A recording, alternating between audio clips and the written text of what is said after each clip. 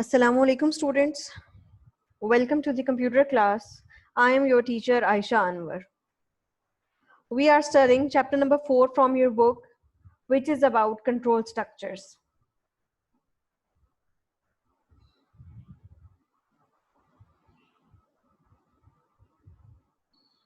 In today's lecture, we will revise the important concept of control structure.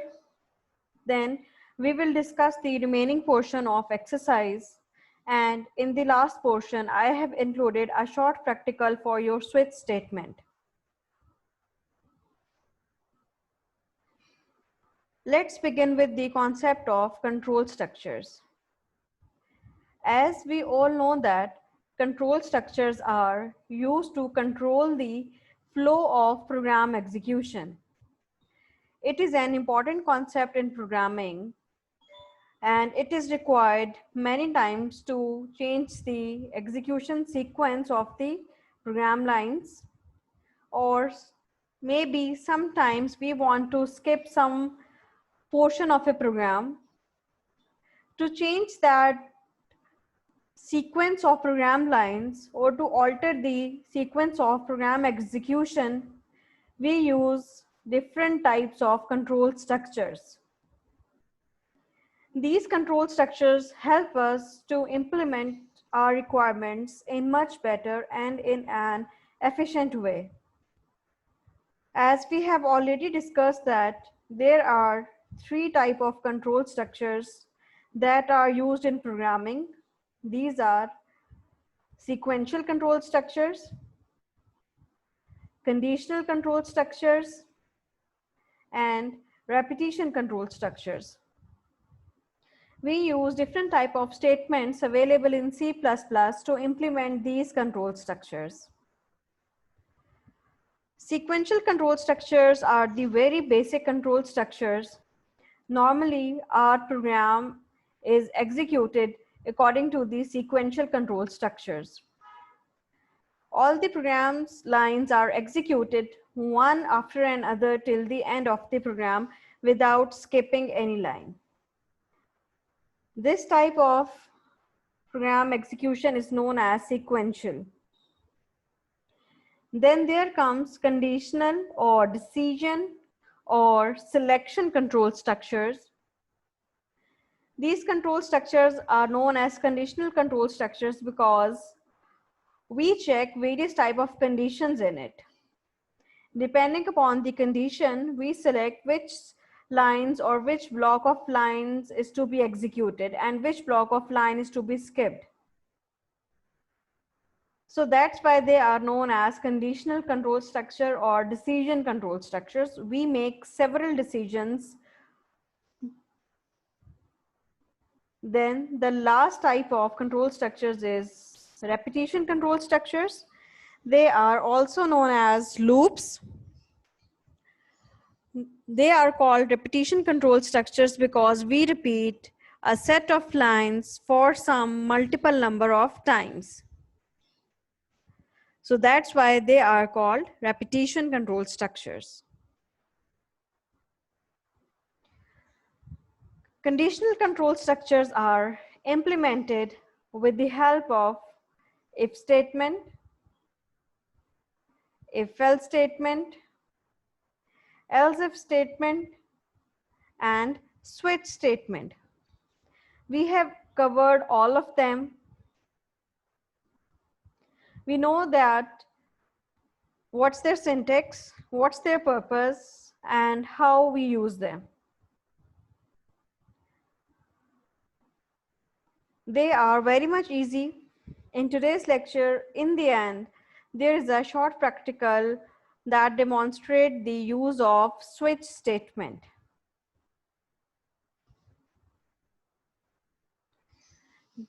Repetition control structures or loops. Basically, we know that there are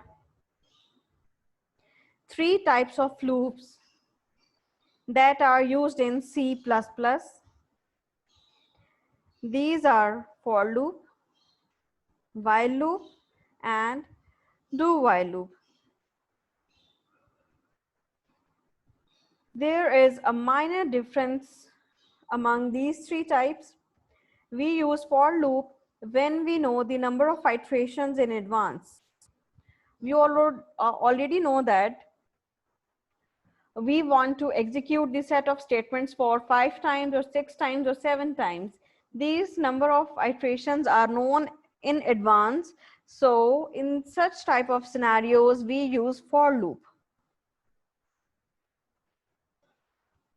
In while loop, we do not know the number of iterations in advance, but our loop keeps executing while the condition remains true. If condition remains true for 5 times, the loop will be executed for 5 iterations. And it will keep execution until or unless condition remains false. The third one is do while loop. Do while loop has a little bit difference with the while loop. In do while loop, the body of the loop is executed at least once and regardless of condition is false. Body of the loop will be executed at least for one time, still if the condition is false. It is different from for loop and while loop. In for loop and in while loop, once the condition remains false or condition becomes false, the loops will be stopped and they will stop their execution. But body of do while loop will execute it at least once because it checks the condition after the body of the loop. We mention or we write down the statements after the do portion, and when the body of this do portion is closed, at the end we mention the condition with the while statement. So in this way the loop is executed at least for one time, whether the condition is true or false. So do while loop is different than for loop and while loop. Now let's come towards the remaining questions of the exercise of chapter number 4. We have already discussed some questions in our previous lecture. So in today's lecture, we will cover the leftover portion of the exercise. Here, the code is given in your book and it is asked to find out the output of the following code. Here is the code which is given in your book. First of all, there is a list of variables. These variables are of data type integer, int a, b, c. This statement shows that we are having 3 variables named a, b, and c, and 3 variables will be storing integer type values. Now, in next statement, we have initialized those variables.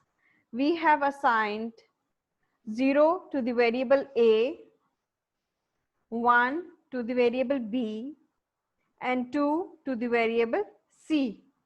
So according to this statement, a is 0, b is 1, and c is 2. Now here, some type of calculation is performed. A is equals to b plus c, which means that a has the sum of b plus c, which means a is equals to 1 plus 2 becomes 3. Now the next statement is b is equals to plus a. Then next statement is c is equals to b plus plus. Here basically we are checking the concept of postfix and prefix notation. This is prefix notation plus plus a, and B plus plus is the postfix notation, prefix and postfix notations. Here we are checking the concept of these notations. Now in the next statement, we are getting the output with the help of cout statement, cout A. Then this escape sequence is used, \t. This is used to give a tab or 4 spaces, then B, and then C. Now just think over it a little bit. What will be the values of A, B, and C when we will execute this code? Here you need to revise the concept of prefix and postfix notation. In prefix notations, we have discussed that value is incremented and then the statement is executed. And in postfix, it will use the previous value, and after using the previous value, then the value is incremented. So let's execute this code to find out the output. I am going to switch my window to dev C now. Let's move towards the dev C. I am going to close this file and going to open. This is exercise question number 10. Yes, here is the code. I have already typed the code to save the time. Simply, we are going to compile and run the code. This is the same code which is mentioned in your book. Let me compile it.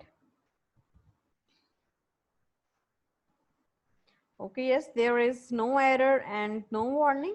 I'm going to execute it. Yes, here is the output, that is 4, 5, and 4. Now let's discuss how this output is calculated. Here A is equals to B plus C, which makes the value of A is equals to 3. B plus C is 1 plus 2. So the value of A is 3 over here. Now when we use B is equals to plus plus A, here it will make its value 4. Then it will assign it to the variable B, and C is, so this B will become 5 this time. And here C is equals to B plus plus. So here it will be using the value 4 because the postfix notation is used. So that's why the value of A is equals to 4, B is equals to 5, and C is 4. Initially the value of value of A was 3. Then it was incremented to plus plus A. So the value of A is 4 now. When this plus plus A is assigned to the B, so this 4 is incremented to the 5, and here C is equals to B plus plus. So value of B will be incremented, but first it will be using the old value because we have used postfix notation. So that's why the value of C is equals to 4 over here. So it is the output, that is 4, 5, 4 of this code. So the correct answer is 4, 5, 4 for this question.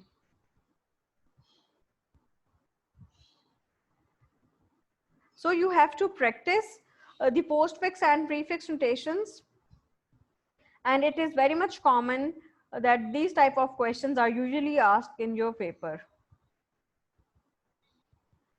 Okay, now here we are going to test the concept of nested loops. Here we need to write the nested loop to print the following patterns. There are 3 patterns given. First one is starting with the A, A is starting with the 1, then 2, 3, 4, 5. If you see here, you can see 1, 2, 3, 4. The loop is decrementing like this. It is a number triangle. Here, another pattern is given like 1, 2, 3, 4, 5. Now here, you can see 2 is written, 3, 4, 5, then 2, 3, 4, 5, then 3, 4, 5, 4, 5, and in the end 5. It is another number triangle. And here is another pattern, static pattern. You need to print one static over here, in next line 2 statics, in next line 3 statics, in next line 4, and in next line 5 statics. First of all, we will be solving part number C.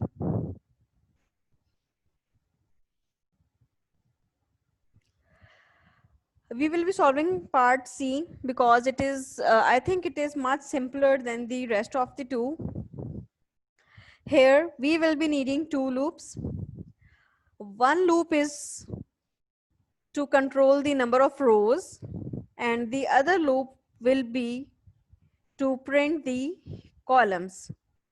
So one loop is for rows and one loop is for the columns. Here is the main code, which is used to print this type of triangle. Here in first line, you can see int I is equals to 1.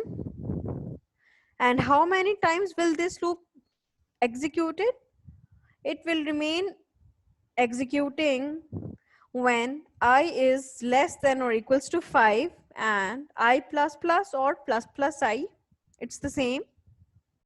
Then this is the outer loop. We are going to use inner loop, that is int j is equals to 1.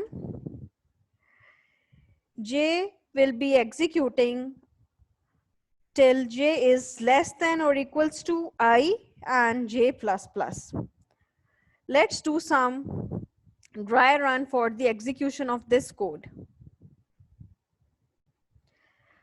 In the first iteration, the value of I is equals to 1.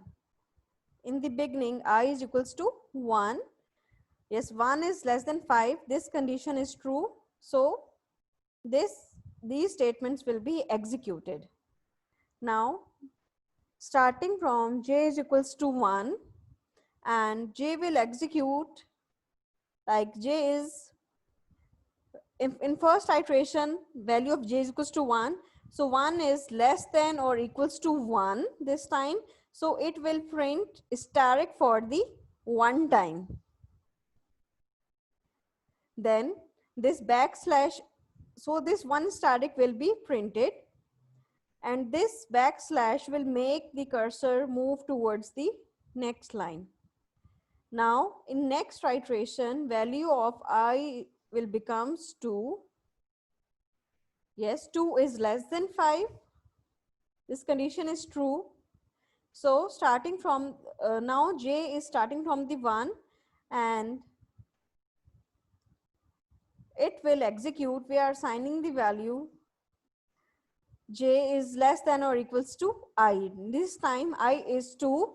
So it will print static for the 2 times over here like this. First time this static will be printed, then again it will come towards over here, and then again 2 statics will be printed. Then this backslash n will be executed. It will make the cursor to move into the third line. Now in third iteration, value of I is now equals to 3. So the inner loop will be executed 3 times now.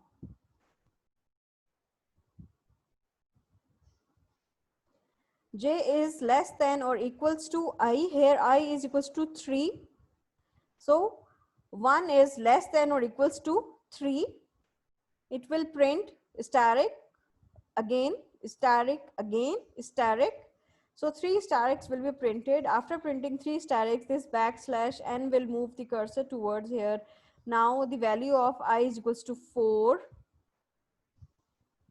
So the 4 star x will be printed, and in the same way the value of outer loop is now 5. For this 5, the value of inner loop will be executed 5 times, and these 5 star x will be printed in the end. In this way, this static pattern will be printed on the screen. Let me show you this in Dev C++.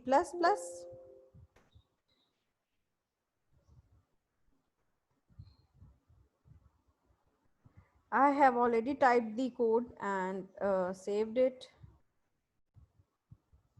Let me close the current file, and I'm going to open steric triangle.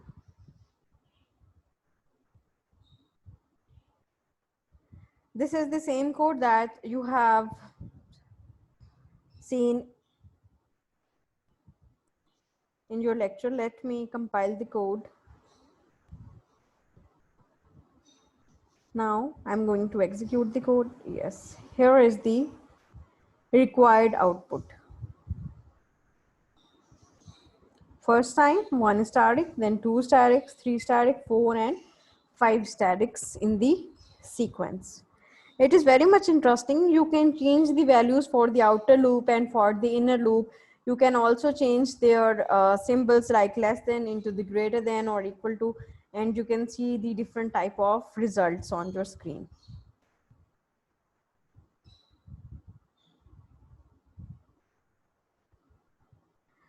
Now let's move to the part A of this question. We have to write the nested loop to print the following pattern. If you see the pattern,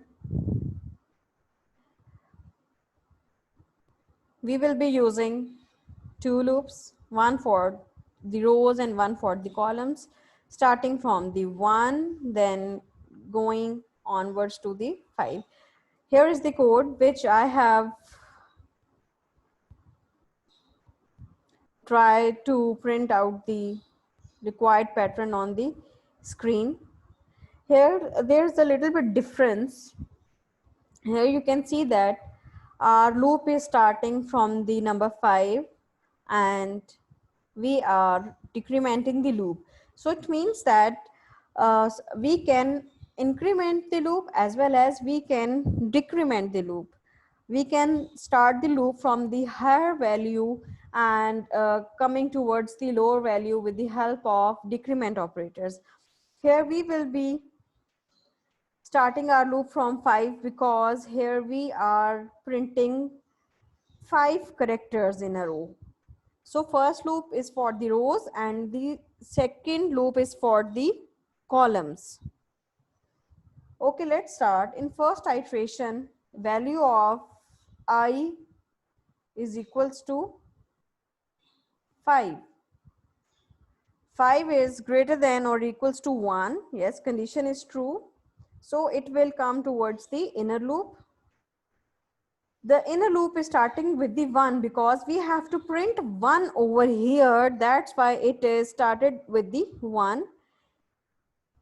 J is less than or equals to I. First time here J has value 1. 1 is less than or equals to 5. Yes, 1 is less than 5. So condition is true. So it will print the value of J on the screen. So it will print 1, 2, 3, 4 and 5 for the first iteration. Then in next iteration, value of I will be decremented to 4. Now J is 1 and I is 4. 1 is less than 4. So it will print the values 1, 2, 3, 4 on the screen.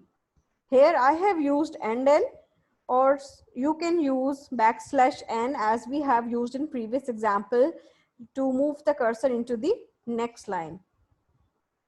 With the help of and else statement, the cursor will move towards the next line.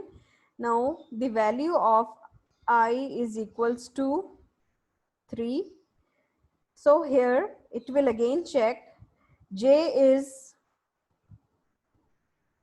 less than or equals to I, which means 1 is still less than 3. So it will print the values 1, 2, 3. Same in the way for the 1 and 2, and in the end it will print the single value, that is 1.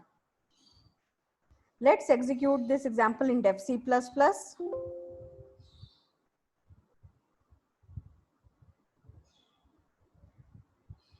I'm going to close this one and open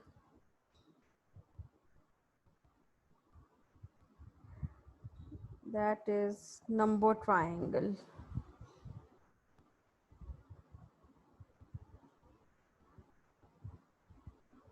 Okay, yes, this is the code which I have shown you. Let me compile the code and then let me show you the output. Now I am going to execute the code.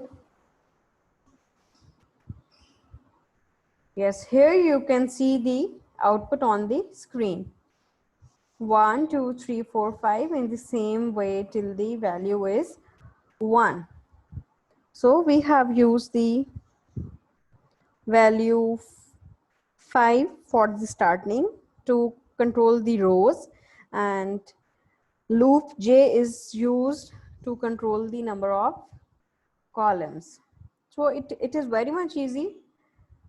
If you will perform it on your computer, or if you write down code in your register, you will find it very interesting.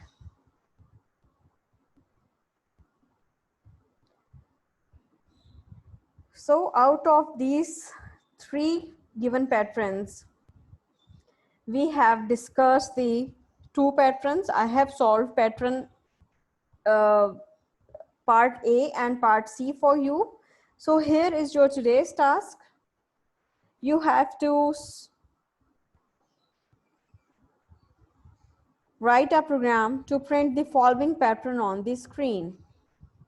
That is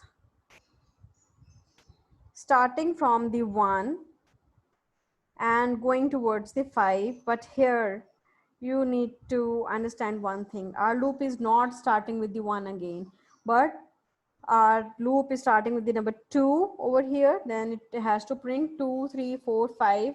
Again here, it will be printing from 3, not from 1 or 2, then 4 and 5.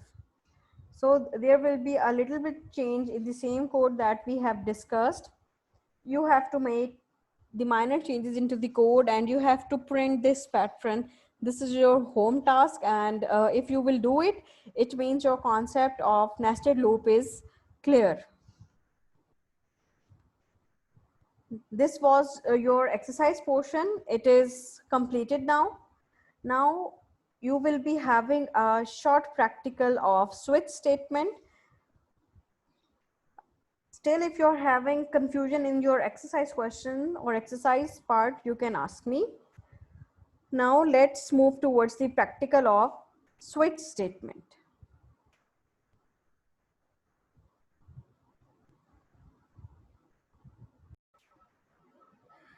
Okay, student, here I have created a short program just for your understanding of the switch statement. I will make changes in this code after explaining you side by side. Here you can see that I have taken a variable character ch, then I have taken the other 3 variables also, n1, n2 and res for the result. Here I have displayed a message on the screen, enter the operator. The operator that will be entered by the user will be stored in the ch, and now you can see that I have passed the ch in this switch statement. For the short coding, I have just created 2 cases for addition and for subtraction. First of all, we will execute this program in this way, then we will make some changes. Now, first of all, compile the code, 0 errors, 0 warnings. Now I am going to execute my program. Now, first of all, you can see the message. There is a message on the screen, enter the operator. I am going to enter the plus, enter two numbers, 5 and 7. Yes, now you can see that the output is addition is equals to 12. So what happened in this example, as I have pressed the plus sign over here, so the plus sign is passed in the switch and it has matched the case. Yes, it is matched with the first case. So it is resulting the addition of two numbers, that is 5 plus 7 is equals to 12. So according to this case, the first case is executed and the desired output is on the screen. Now for the second case, I am again going to execute same code, enter the operator. I am going to enter minus this time, enter two numbers, 8 and 3. Yes, you can see the output, that is subtraction is equals to 5. Now what will happen if I will comment this break statement, means I will skip this break statement in the first case. Will something happen or not? Will it give me some sort of error, syntax error or logic error? There's no syntax error. So now let's run this code. I am going to select the addition because I have changed the break statement in the first case, enter two numbers, 4 and 3. Here you can see that it is showing me the addition as well as the subtraction just because I have skipped this reserve word break from the first case. It is giving me the output 4 plus 3, that is 7, but it has to terminate from here. It should not show me this subtraction part. 4 minus 3 becomes 1. So it means that the break statement is important in order to skip the execution of the remaining cases. There is only one case after the first case, so only one case is executed. If there are 10 cases, all of those cases will be executed if no break statement is written over here.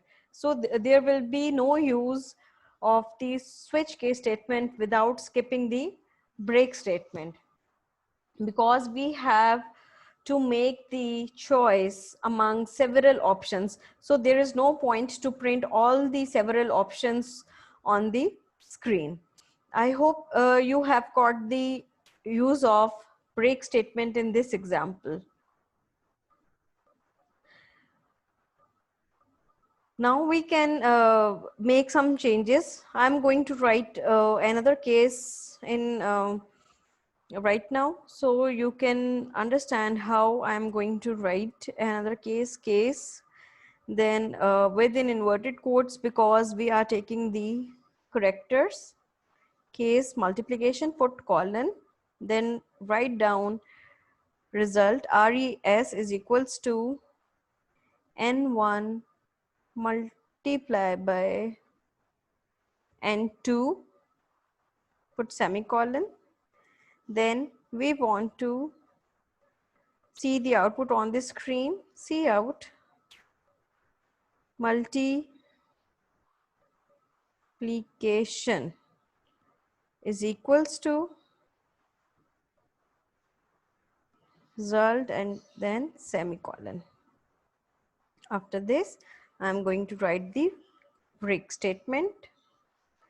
And here I am also going to add a default portion so that you can understand the purpose of default.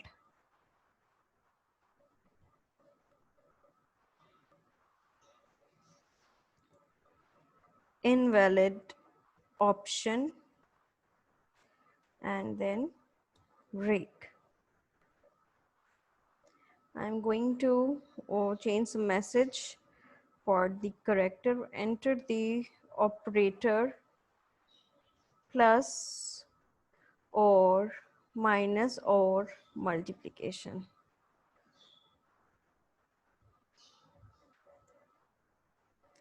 Now let's compile the code again. I'm compiling it again. Zero errors, zero warning. Now I'm going to running code. Enter the operator addition or subtraction or multiplication. Here I am going to select the multiplication. Enter two numbers, 3 and 5. So you can see the result. Multiplication is equals to 15. I hope you have got the understanding of the switch case statement. Now I'm going to run this again. Now you have to watch it carefully. I'm going to enter an invalid operator, that is a division, because I have not defined any case for the division operator. Enter two numbers, 3 comma 3 and 2. Now you can see that this default portion is executed because I have entered the division operator and not defined any case for division. Only three cases are defined for addition, subtraction and multiplication. So when I have entered division, so it is giving me the message invalid option. So in this way you can select among the different choices. It is very much easy. You can practice it. Please practice the examples that are discussed in today's lecture and then share your output screens with me. I hope you enjoyed the today's lecture.